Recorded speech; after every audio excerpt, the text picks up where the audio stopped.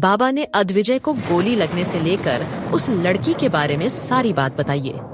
ये सब सुन दंश बोला, डॉक्टर ने सच में यही कहा है? ये सुनकर बूढ़ा बाबा बोला, हाँ, शायद अब कोई चारा नहीं है। ये सुनकर दंश जल्दी से पार्क से खड़ा हुआ और बोला, एक चारा है। ये सुनकर बूढ़ा बाबा बोला, क्या ऐसा क्या है? ये सुनकर दंश बोला, वैसे आप इस बात पर यकीन नहीं करेंगे, मगर ऐसा है। क्या है? साफ साफ बोलो। बूढ़ा आदमी इम्पीचनेट होकर कहा। ये सुनकर दंश बोला, असल में बॉस ने इंडिया में एक लड़की से शादी की है। आप यकीन नहीं करेंगे, जब भी वो लड़की बॉस के पास होती है, बॉस की तबीयत में अचानक सुधार आ जाता है और वो बिना मेडिसिन लिए अब सो पाते हैं।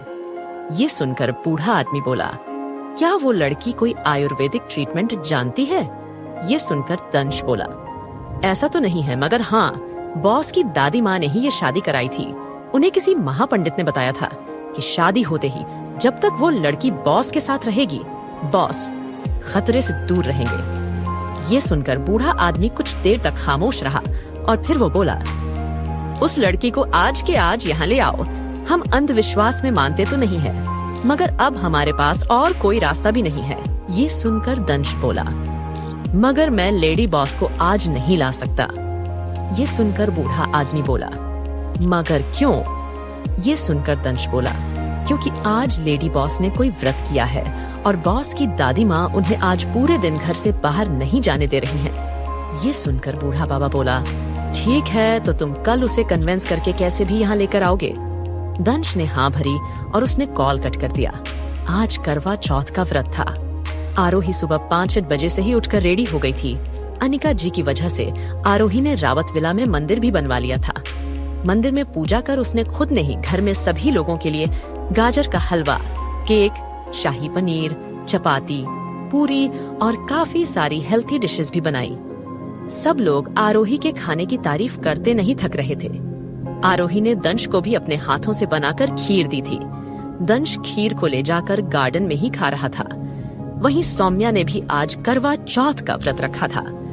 हालांकि उसके पति का कोई अता पता नहीं था, मगर वो एक शादीशुदा औरत होने के नाते वो सब कर रही थी। दोपहर के वक्त 12 बजे अनिका जी आरोही और सौम्या को मंदिर ले गई और उन्होंने वहां पर पूजा करने आई सभी सुहागन औरतों के साथ व्रत के रिचुअल्स किए। इसी बीच रावत विला में जब सब गायब थे तो मिस्टी के रूम में राज एंटर हुआ। वो दरवाजे पर सट पर खड़ा हो गया। मिस्टी ने राज को देखा और वो बोली, आप यहाँ क्यों आए हैं? राज बोला, तुम सुबह ब्रेकफास्ट करने नहीं आई, सोचा मरवर तो नहीं गई है, नखरीली राजकुमारी। ये सुनकर मिष्टी बोली, कुछ नहीं हुआ है हमें, वो तो हम उठते ही 12 बजे हैं। राज बोला, एक आलसी राजकुमारी से और उम्मीद भी क्या की जा सकती है। मिस्टी बिस्तर से तकिया उठाकर राज की ओर फेंकते हुए बोली, अच्छा तो सुपरस्टार जी, आप क्या कर रहे हैं? आपके पास तो बहुत सारा काम है ना, जाइए कीजिए मूवी, या फिर इतनी लड़कियों को किस कर करके आपके होंठ सड़ गए हैं। राज ने दरवाजे को लगाया और बिस्तर की ओर बढ़ते हुए बोला, मेरे होठों को क्या हुआ है इसके बारे में बेहतर तुम ही जानती हो, क्योंकि रियल किस तो मैंने तुम्हारे साथ ही शेयर की है। ये सुनकर मिस्टी डरते हुए दूर होने लगी। राज बिस्तर पर आते हुए बोला, वैसे ही तुम्हारे इस आलस को दूर करने का मेरे पास एक आइडिया है।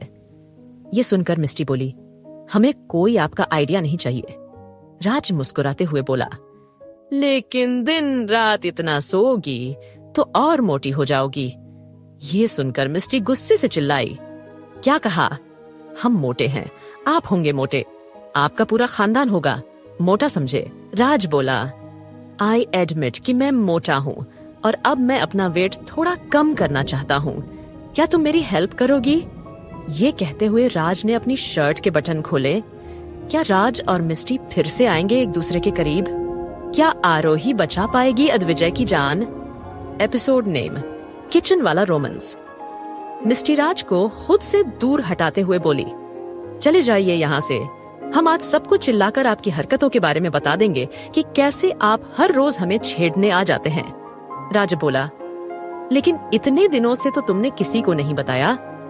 सच सच बताओ, तुम्हें अच्छा लगता है ना? जब मैं तुम्हारे पास आता हूँ। मिस्टी बोली, बिल्कुल नहीं। आप पास आते हो तो ऐसा लगता है कि कोई सड़ा हुआ चूहा हमारे बिस्तर पर चढ़ गया है। राज ने उसकी नाक को खींचते हुए कहा, सो क्या हुआ, तुम भी तो एक चूहिया हो।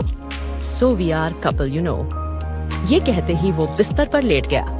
उसने अपने सिर के नीचे अपने हाथ को सपोर्ट के लिए रखते हुए मस्ती को देखा। अपने दूसरे हाथ से मिस्टी को अपनी तरफ खींचते हुए वो बोला, चलो मेरी मदद करो वेट लूज करने में। मिस्टी कुछ नहीं बोली। भले ही ज्यादा वेट होने के लिए राज ने उसे टॉन्ट मारा था, मगर मिस्टी इतनी भी ज्यादा मोटी नहीं थी। वो थोड़ी सी चबी तो थी, मगर उसकी हाइट कम थी, जिस वजह से वो आजकल की मॉडल से तो मोटी लगती थी। राज ने मिस्टी को अपने और खींचकर उसके होठों को प्यार से देखते हुए कहा, किस मी। ये सुनकर मिस्टी बोली, बिल्कुल नहीं। राज उसके चेहरे को और करीब लाते हुए बोला, आई सेड किस मी चूहिया। ये सुनकर मस्ती बोली, हम कोई चूहिया नहीं है, समझे। राज बोला, फाइन नखरेली राजकुमारी। ये कहते ही उसने मिस्टी के होठों के कोनों पर अपने होंठ रखे और उसके होठों को चबाने लगा। मिस्टी एक छोटे पप्पू की तरह गुर्राते हुए राज को देख रही थी। राज उसे किस करते हुए बोला, ना बेबी, आज तुम कुछ डिफरेंट टेस्ट कर रही हो।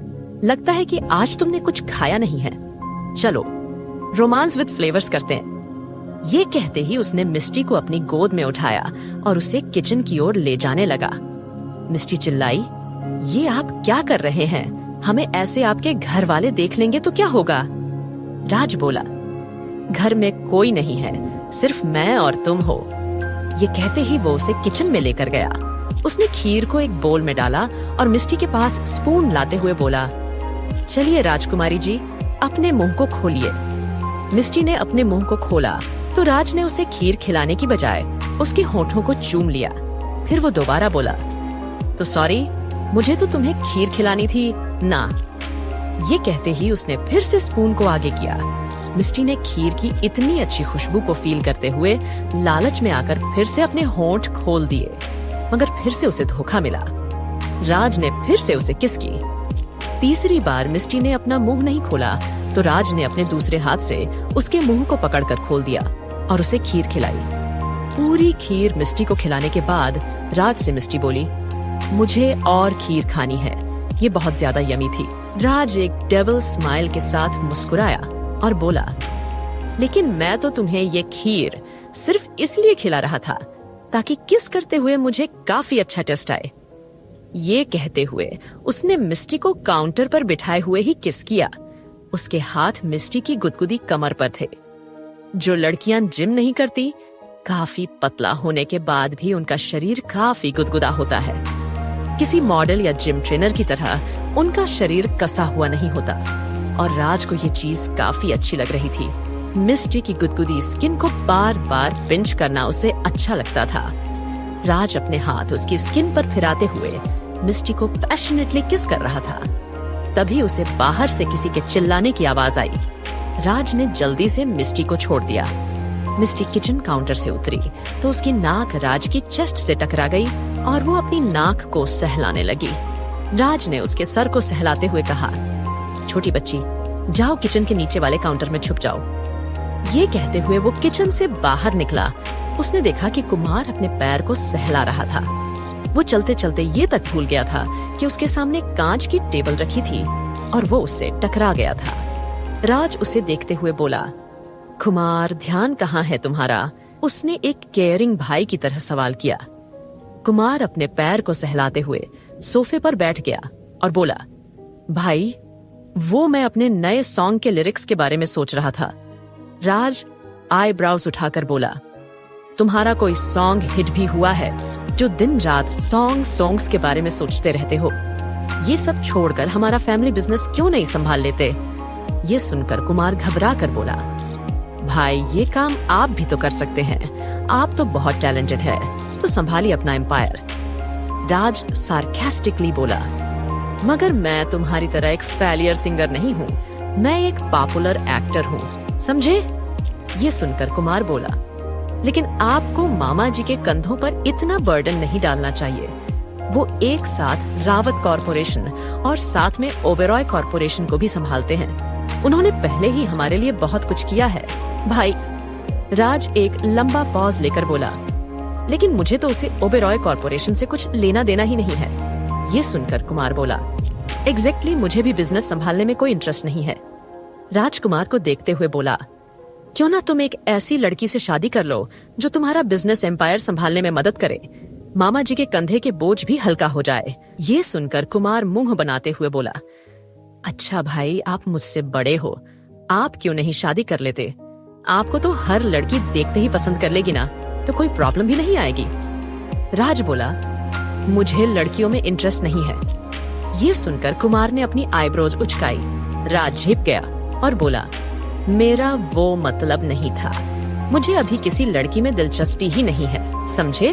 और तुम तो हर रोज लड़कियों के आसपास मंडराते रहते हो, तो क्यों ना उन्हें पढ़कर किसी से शादी कर लो। ये सुनकर कुमार बोला, वैसे कह तो ठीक रहे हो भाई आप।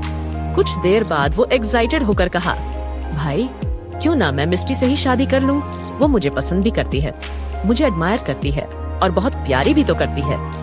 ये सुनकर जैसे राज के चेहरे के एक्सप्रेशंस भयानक हो गए। उसे चुप देख कुमार बोला, क्यों भाई, मैं सही कह रहा हूँ ना? उसकी इरिटेटिंग बातें सुनकर काफी देर बाद राज बोला, लेकिन तुम उससे शादी नहीं कर सकते। ये सुनकर कुमार ने कंफ्यूज होकर सवाल किया, क्यों, क्या हुआ? उसमें क्या कमी है? क्यूट है, खूबसूरत है, वो पूरी तरह से आपके छोटे भाई को जिंदगी भर खुश रख सकती है। ये सुनकर राज कोल्डली बोला, मैंने कहा ना तुम उससे शादी नहीं कर सकते, वो अभी मुश्किल से 18 साल की है। क्या तुम अंडरएज लड़की से शादी करोगी?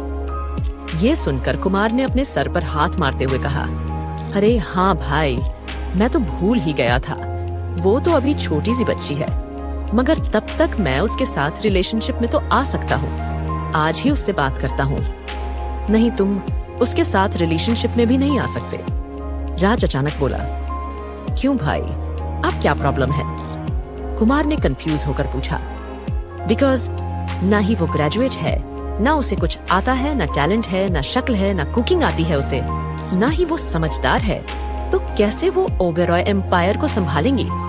राज ने एक ही सांस में मिस्टी की सारी कमियां गिनाई। ये सुनते ही कुमार बोला, भाई आप उसके बारे में इतना कैसे जानते हो?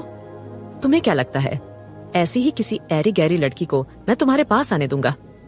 राज कोल्ड वॉइस में बोला, ओ भाई आप कितने क्यूट हो, मेरी इतनी परवाह है आपको, पास आओ, मुझे आपको चूमना है।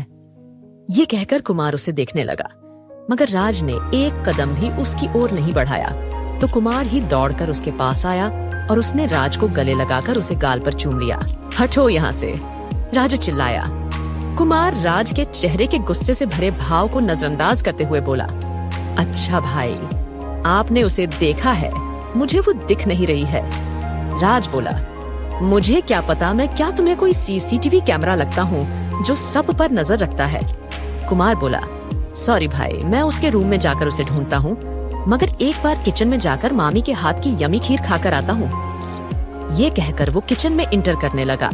तभी राज ने उसके सीने पर हाथ रख उसे रोकते हुए कहा, खा खा, भैंसा हो गए हो, नहीं मिलेगा किचन से तुम्हें आज कुछ भी।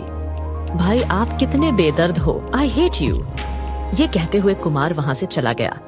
राज ने कुमार की बात सुनकर अपने जल्दी नजरों से किचन में जाकर मिस्टी को देखा, जिसके शर्म से गाल लाल हो चुके थे। राज को लगा कि मिस्टी कुमार की शादी वाली बातों को सुनकर ब्लश कर रही है, तो राज उसे घूरते हुए बोला, क्या तुम मेरे भाई से शादी करना चाहती हो? ये सुनकर मिस्टी अचानक से अवाक होकर राज को देखने लगी। राज बोला, तुम इस बारे में सोच भी कैसे सकती हो? तुम मेरे साथ सोकर मेरे छोटे भाई से शादी करोगी? छी। ये सुनकर मिस्टी बोली, ओह हेलो, इसमें हमारी गलती कहाँ से हुई? आप हमें क्यों हमेशा ब्लेम करते रहते हैं? एकदम खुशट बुढ़े हैं आप। राज बोला, क्या कहा? तुमने मुझे बुढ़ा कहा? हाँ हाँ बिल्कुल कहा। ये कहते ही मिस्टी ने अपना मुंह सिकोड़ लिया। इसी बीच मंदिर से निकलकर आरोही सौम्या और अनिका जी तीनों एक कार में जाकर बैठ गई। राजवीर जी ड्राइविंग सीट पर आए। कार के स्टार्ट होते ही दादी बोली, आरोही, तुम्हें व्रत तभी खोलना होगा जब तुम अद्विजय के सामने हो। सुनकर आरोही कंफ्यूज हुई, क्योंकि अद्विजय तो इंडिया में ही नहीं था। राजवीर जी बोले, मगर माँ अद्विजय, वो इंडिया से बाहर है, वो चांद निकलने तक कैसे आ सकता है? ये सुनकर दादी बोली, तो कम से कम ये वीडियो कॉल करके तो व्रत खोल सकती है। ये सुनकर राजवीर जी ने कोई ऑब्जेक्शन नहीं उठाया। घर जाकर आरोही ने पूजा की थाल को मंदिर में पहुंचाया। फिर वो अपने रूम में चली गई। तभी उसके फोन पर निकिता ने कॉल किया। निकिता ने आरोही के कॉल पिक करते हुए ही कहा, दीदी आप मुझे रावत कॉर्पोरेशन में जॉब के लिए कब ले जा रही हैं? ये सुनकर आरोही बोली, तुम कभी भी रावत कॉर्पोरेशन में इंटरव्यू के लिए जा सकती हो। मैंने सिक्योरिटी गार्ड से बात कर ली है, वो तुम्हें कॉर्पोरेशन में अंदर जाने से नहीं रोकेगा। मगर दीदी मुझे जॉब मिल तो जाएगी। ये कहते ही उसने आरोही के जवाब का इंतजार किया। आरोही बोली, ये तो इंटरव्यू देने पर ही पता चलेगा। ये कहते ही आरोही ने कॉल काट दिया। फिर उसने ढानी के कपड़े बदले और उसे हॉस्पिटल ले जाने के लिए रूम से बाहर निकली। तभी दादी अचानक उसके सामने आई और बोली, कहाँ जा रही है आप? ये सुनकर आरोही बोली, मुझे धानी को हॉस्पिटल ले जाना है दादी माँ। दादी बोली, मगर मैंने कहा था ना कि आज तुम घर से बाहर नहीं निकलोगी। ये सुनकर आरोही बोली, मगर मैं सिर्फ हॉस्पिटल ही जा रही हूँ। ये सुनकर दादी बोली, कोई जरूरत नहीं है, तुम कल भी हॉस्पिटल जा सकती हो। एक दिन में कुछ हो नहीं जाएगा तुम्हारी बेटी को। तुम्हें सबसे पहले अपने पत्नी धर्म के बारे में सोचना चाहिए, बाकी चीजों के बारे में बाद में सोचना। आरोही बोली, मेरे लिए सबसे पहले मेरी बेटी है, बाकी सब चीज बाद में। ये कहते हुए वो जाने लगी। अपनी माँ और आरोही के बीच हो रही बहस को देखकर राजवीर जी बोले, माँ मैं आरोही को हॉस्पिटल ड्रॉप कर देता हूँ, इससे तो आपको कोई प्रॉब्लम नहीं होगी। ये कहते ही वो आरोही से बोले, चलो आरोही। इससे पहले कि दादी मना कर पाती, राजवीर आरोही को लेकर बाहर चला गया। दादी चिल्लाई, राजवीर ध्यान रहे, ये बाहर से पानी भी न पिए। राजवीर ने अपनी माँ की बात पर हामी भरी। जब वो ड्राइविंग सीट पर बैठे तो वो मुस्कुराते हुए बोले, अच्छा हुआ मैं माँ से बचकर यहाँ आ गया, वरना वो मुझे जबरदस्ती कुछ ना कुछ खिला देती। ये सुनकर आरोही बोली, मतलब आप कुछ खाना क्यों नहीं चाहते? राजवीर जी बोले, क्योंकि मैंने तुम्हारी माँ की लंबी उम्र के लिए व्रत रखा है। अगर अनिका अकेले मेरे लिए व्रत रखकर मेरी उम्र ज्यादा कर देगी तो मैं अकेला थोड़ी नहीं जी पाऊंगा। आरोही ये सुनकर मुस्कुराई। राजवीर जी जल्द से जल्द आरोही को हॉस्पिटल ले गए। हॉस्पिटल पहुंचकर राजवीर जी ने धानी को अपनी गोद में लिया। दोनों एक दादा पोती की तरह बात करते हुए हॉस्पिटल पहुंचे। डॉक्टर ने बताया कि परिवार से मिल रहे प्यार की वजह से धानी को काफी बेटर फील हो रहा था। एक परिवार की कीमत क्या होती है ये आरोही अच्छे से समझती थी, मगर जिस परिवार में रहने के लिए उसने 4 साल एडजस्ट और स्ट्रगल किया, उस परिवार से तो उसे वो खुशी मिली ही नहीं, और ना ही गुप्ता परिवार वो अपनापन धानी को दे सकते थे। रावत परिवार में अद्विजय को छोड़कर आरोही हर किसी को पसंद करने लगी थी, लेकिन अब उसे अद्विजय से भी ज्यादा कोई शिकायतें नहीं थी, क्योंकि जब अनिका ने ये बताया था कि अद्विजय को उन्होंने बचपन में ही अपने से दूर कर दिया था, जिस वजह से अद्विजय माफिया की दुनिया में चला गया था, तब से अद्विजय की सिचुएशंस को समझते हुए आरोही के मन में अद्विजय के लिए अब कोई नफरत की भावना नहीं थी। जब वो वापस आकर कार में बैठी तो वो किसी गहरी सोच में खोई हुई थी। राजवीर जी ने पूछा, बेटा क्या हुआ है, तुम किस बारे में सोच रही हो? ये सुनकर आरोही बोली, पापा आपने कभी इस बारे में सवाल नहीं किया कि धानी किसकी बेटी है? राजवीर जी बोले, क्योंकि मुझे पता है कि धानी तुम्हारी बेटी है, और अगर तुम धानी के पिता के बारे में बात कर रही हो तो कोई वजह होगी। आरोही जो पिता अपने बच्चे से प्यार ही ना करे तो उस पिता के बारे में बात करने का कोई मतलब नहीं है। और आरोही मुझे यकीन है कि एक दिन धानी की जिंदगी में पिता की जो कमी है उसे अद्विजय जरूर दूर करेगा। वो पत्थर दिल तो जरूर बन गया है, मगर उसके दिल में एक बच्चे के लिए नफरत भी नहीं है। उसने राज और कुमार के लिए इतना किया है तो वो धानी को क्यों नहीं अपनाएगा? बस तुम्हें धानी और अद्विजय को पास लाने के लिए थोड़ी सी कोशिश करनी होगी।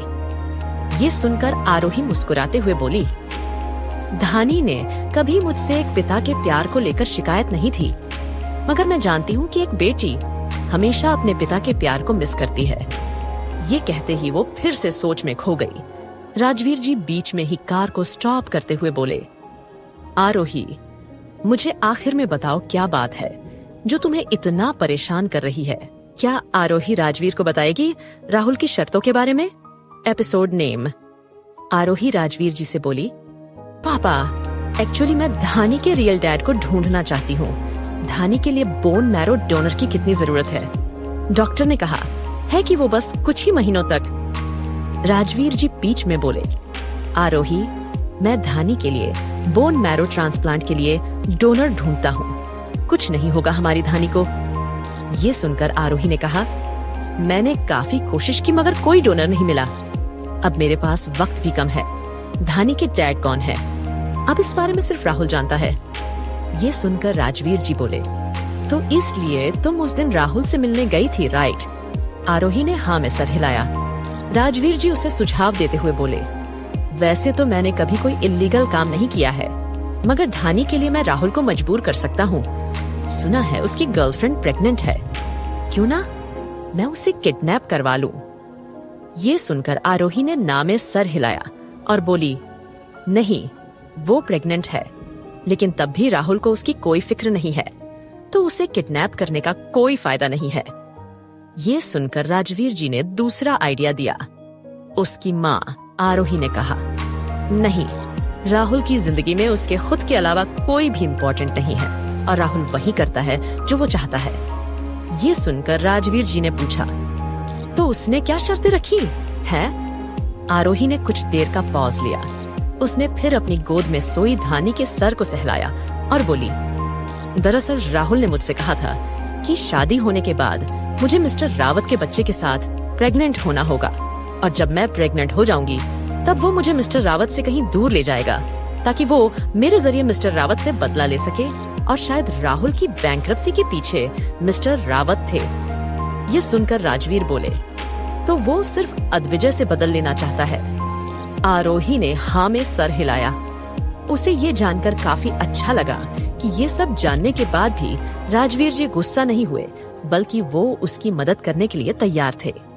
कुछ सोचकर राजवीर जी बोले, आरोही अगर उसे अद्विजय की बर्बादी ही देखनी है तो क्यों ना हम ये झूठी खबर फैलाए कि रावत फैमिली बैंकरप्ट हो चुकी है। ये सुनकर आरोही ने कहा, नहीं पापा, अगर ये खबर फैली तो आपके स्टॉक में काफी गिरावट आएगी और इससे रावत कॉर्पोरेशन में काम कर रहे एम्प्लॉइज भी से इफेक्ट होंगे। राजवीर जी बोले, तो फिर हम एक ही काम कर सकते हैं। ये सुनकर आरोही ने पूछा, क्या? राजवीर जी ने अपना आइडिया बताया, तुम्हें फेक प्रेगनेंसी का नाटक करना होगा। ये सुनकर आरोही तुरंत मान गई, क्योंकि इस प्लान की वजह से किसी को हार्म नहीं पहुंचने वाला था। राजवीर जी ने जब देखा कि आरोही रेडी है तो वो बोले, चलो हॉस्पिटल में चलकर तुम्हारी झूठी रिपोर्ट बनवाई जाए। ये कहते ही वो वापस हॉस्पिटल चले गए और उन्होंने एक प्रेग्नेंट औरत की रिपोर्ट से आरोही की रिपोर्ट्स बदलवा ली। शादी को 2 महीने हो गए थे, तो राजवीर जी ने झूठी रिपोर्ट में आरोही को 1 मंथ प्रेग्नेंट बताया। उस झूठी रिपोर्ट को लेकर वो रावत विला की ओर निकल गए। ये अपने रूम में जाकर आरोही ने प्लान के अकॉर्डिंग राहुल को कॉल किया। राहुल जो कि ऑफिस में बैठकर अपना काम कर रहा था, और प्रियंका बार बार अपनी ड्रेस को ठीक करते हुए उसे अपनी ओर अट्रैक्ट करने की कोशिश कर रही थी। राहुल ने आरोही का कॉल पिक किया और कोडली कहा, हेलो। आरोही ने कहा, मैं आज हॉस्पिटल गई थी। राहुल ने कहा, सो व्हाट? आरोही ने कहा, मैं 1 मंथ प्रेग्नेंट हूँ। राहुल शॉक होकर बोला, भाट। ये सुनकर आरोही ने कहा, हाँ मैं वाकई में प्रेग्नेंट हूँ। राहुल कुछ देर तक खामोश रहा और फिर वो बोला, मुझे इस बात पर यकीन नहीं है, क्या पता तुमने झूठी रिपोर्ट्स बनवाई हो। ये सुनकर आरोही ने कुछ देर बाद जवाब दिया, तुम रावत हॉस्पिटल में जाकर चेक कर सकते हो, ये कोई फेक रिपोर्ट नहीं है। राहुल कुछ देर बाद बोला, आर यू श्योर तुम अद्विजय के बच्चे की ही माँ बनने वाली हो? ये सुनकर आरोही ने कहा, राहुल तुम और कितना गिरोगे? राहुल हंसा और बोला, ठीक है मैं तुम्हारी बात को मानता हूँ, मगर मैं तुम्हारे ढानी के रियल डैड का नाम कुछ टाइम बाद बताऊंगा। बिकॉज स्टार्टिंग में प्रेगनेंसी में काफी कॉम्प्लिकेशंस होती हैं, मिसकैरेज का काफी डर होता है, और दूसरी बात, ये बात पूरे रावत परिवार को पता होनी चाहिए, तभी तो मजा आएगा।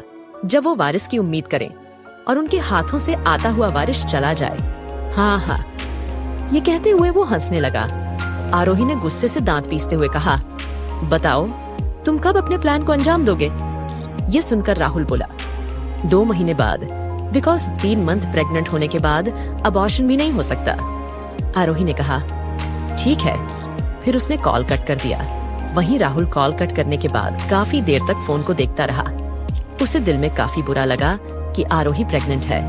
उसने नहीं सोचा था कि अद्विजय और आरोही इतनी जल्दी एक दूसरे के करीब आ जाएंगे। उसने बहुत पहले ही सोच लिया था कि जब वो आरोही को रावत परिवार से दूर ले जाएगा और अद्विजय से अपना बदला लेगा तो वो आरोही का अबॉर्शन करा देगा। चाहे फिर अबॉर्शन करने में कितनी भी कॉम्प्लिकेशंस आए, वो सब संभाल लेगा। इस बार वो आरोही को किसी और का बच्चा कैरी नहीं करने देगा और उसे खुद से दूर भी नहीं जाने देगा। ये सोचते हुए राहुल के चेहरे पर एक शातिर मुस्कान थी। उसे मुस्कुराता देख प्रियंका उसके पास आई और उसके गाल पर उंगली फेरने लगी। राहुल ने कहा, क्या तुम एक जगह पर बैठ नहीं सकती? जाओ यहाँ से। रात के 10-30 बजे तक चांद निकल आया था। दादी ने कई बार अद्विजय को कॉल किया, मगर दूसरी ओर से अद्विजय ने कॉल पिक नहीं किया। वो परेशान हो रही थी कि आरोही कैसे व्रत खोलेगी और उन्हें ये भी डर लग रहा था कि कहीं अद्विजय को कुछ हो तो नहीं गया। आरोही अद्विजय की कॉल का इंतजार कर रही थी। वहीं अनिका ने अपना व्रत खोला। जब दादी परेशान होकर टेरेस से नीचे गई तो चुपके से राजवीर जी ने भी अपना व्रत खोल लिया। सौम्या भी अपनी सजी हुई थाली लेकर खड़ी थी। उसे समझ नहीं आ रहा था कि वो अपना व्रत कैसे खोले, क्योंकि ना ही उसके पास मृत्युंजय का कोई फोटो था और ना ही खुद मृत्युंजय उसके सामने था। आरोही ने उसके कंधे पर हाथ रखा और वो बोली, सौम्या, तुम्हारे पति तुम्हारे सामने नहीं है, लेकिन तुम्हारे मन में तो है ना। तुम अपने मन में उनकी छवि को याद करके व्रत खोल सकती हो। ये सुनकर अनिका भी बोली, हाँ सौम्या, तुम ऐसा कर सकती हो। सौम्या ने उन दोनों की बात सुनी और फिर छलनी से चांद को देखकर अपना व्रत खोला। जब वो व्रत खोलते हुए अपने मन में मृत्युंजय की छवि को याद करने लगी तो उसने खुद से अपने हाथ से लोटा पकड़कर पानी पिया।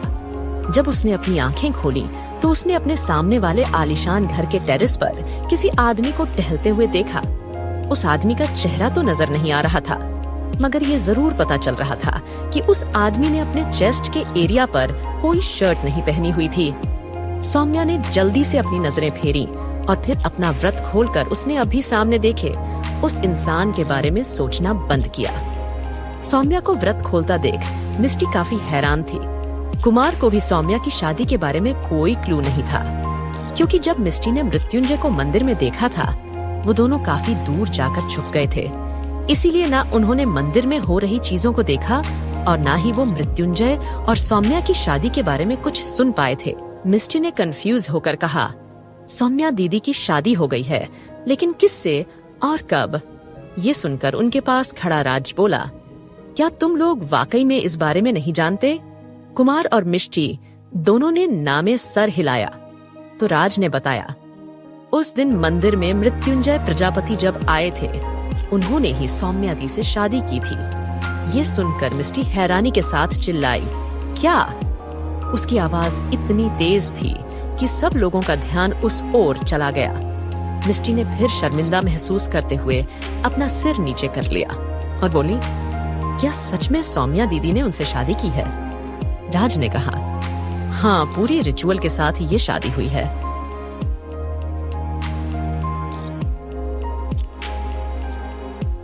अद्विजय ने उसे गोद में उठाया। धानी ने बेसिन में अपना चेहरा धोए और फिर वो अद्विजय के साथ रूम में आ गई। आरोही भी तभी दरवाजा खोलकर रूम में इंटर हुई थी। उसने उन दोनों को आरती लेने के लिए कहा। उसे आरती की थाल पकड़े देखा। अद्विजय ने कहा, तुम मंदिर कब गई थी? ये सुनते ही आरोही ने कहा, मैंने मंदिर घर में ही बनवा लिया है। अद्विजय ने उसे घूर कर देखा। आरोही ने अद्विजय से नजरें चुराई, फिर वो धानी को अपने साथ ले गई। अद्विजय ने जाती हुई आरोही से कहा, अपनी बेटी का सामान यही लेकर आ जाओ। ये सुन आरोही धानी को लेकर वहां से चली आई। अद्विजय जल्दी ही तैयार होकर लैपटॉप में मीटिंग अटेंड करने के लिए बैठ गया। जब आरोही धानी का सामान शिफ्ट कर रही थी तो वो ये देखकर चौंक गई कि अद्विजय ने अभी भी अब इस समय 3 पीस सूट पहना हुआ था। आरोही ने सवाल किया, आप अभी कहाँ जा रहे हैं? अद्विजय ने उसकी ओर मुड़कर देखा और कुछ नहीं कहा। वो मीटिंग में कुछ लोगों को इंस्ट्रक्शन देने लगा। फिर उसने कुछ देर बाद लैपटॉप से नजर हटाकर आरोही से कहा, क्या तुम्हें अपनी जॉब नहीं करनी है? यह सुन आरोही कंफ्यूज होकर अद्विजय को देखने लगी।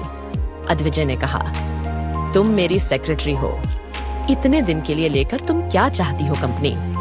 तुम्हें फ्री में सैलरी दे। ये सुनते ही आरोही ने कहा, मैं आपकी वजह से ही इतने दिन लीव पर थी। ठीक है, अद्विजय ने कहा, मैं तुम्हारा पति नहीं, बॉस हूँ। ठीक है। ये सुन आरोही अवाक रह गई। वो फिर धानी को खेलते छोड़कर अद्विजय का ऑफिस वर्क करने में मदद करने लगी। जब आरोही नीचे नहीं आई तो सब लोग सोचने लगे कि आखिर वो इतनी देर से दोनों अंदर क्या कर रहे हैं। कुछ लोगों के मन में तो यहाँ तक चलने लगा कि कहीं वो दोनों दिन में भी तो शुरू नहीं हो गए। आरोही ने रूम में ही अद्विजय के लिए ब्रेकफास्ट, लंच सब पहुंचा। शाम के 3 बजे जब है अद्विजय की रूम से बाहर निकली तो वो काफी थक चुकी थी। अद्विजय ने उसे काफी सारा काम करवाया था और वो भी इतना बीमार होने के बाद काम कर रहा था। दादी अद्विजय को आरोही को थका देख मुस्कुराने लगी।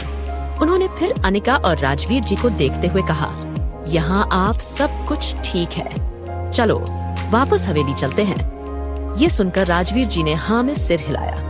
नौकरों ने उन सभी का सामान पैक कर दिया। दादी ने जाने से पहले आरोही से पूछा, सुनो, जब तक अद्विजय पूरी तरह से ठीक नहीं हो जाता तब तक तुम उसे ऑफिस का कोई काम नहीं करने दोगी?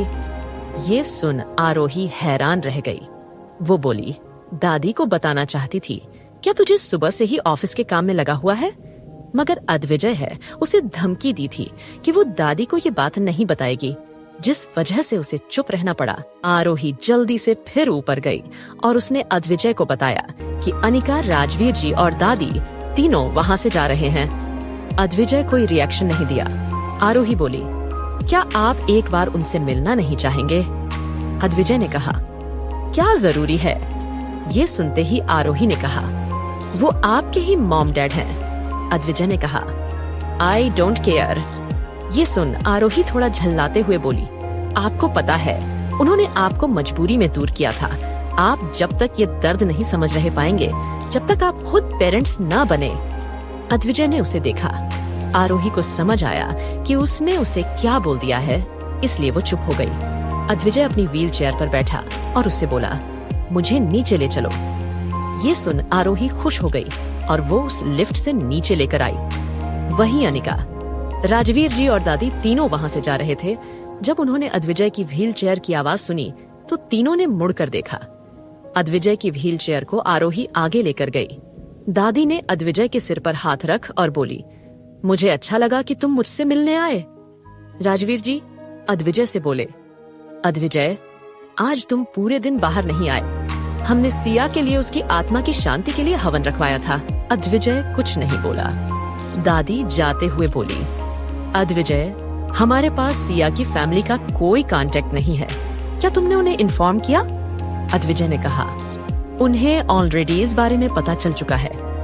ये सुनकर दादी बोली, ठीक है, तुम उन्हें सिया का सामान लौटा देना।